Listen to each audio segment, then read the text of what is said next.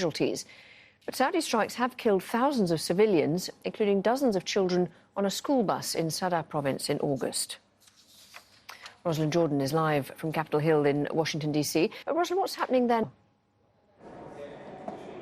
Well, they've started voting on the first of the 8 amendments to this resolution, number 54. That voting period could take until about another hour and a half, perhaps as late as 2030 G, if not a bit later. Then, once the votes have been cast on those 8 amendments, each one getting its own vote, then they will proceed to the vote on the resolution itself. So there's not any more discussion or debate.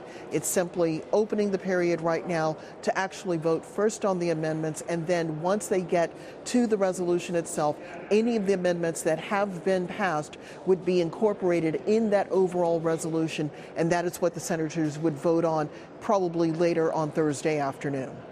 And how important is it this time that they get bipartisan support?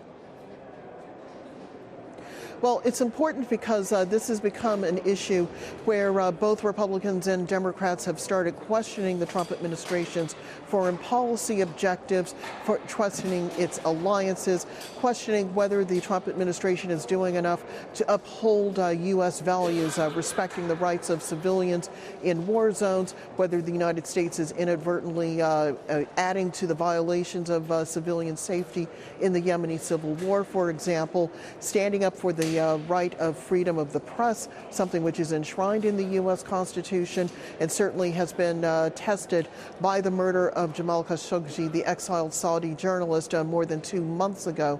And this is also an opportunity, as we just heard from Bernie Sanders, for the Congress to actually take a more forward-leaning or aggressive posture, depending on your politics, when it comes to looking at where the U.S. should be engaged in war, why it should be engaged in war, for how long it should be engaged in war. That war-making authority is ascribed to Congress, not to the presidency in the Constitution. But in recent years, there's been a real trend of letting the White House dictate these matters of when the U.S. Sends troops into conflict zones. And so there is a real sense of momentum that will lead into increased discussions and investigations and public hearings come January when the new Congress convenes. Rosalind Jordan, thank you very much.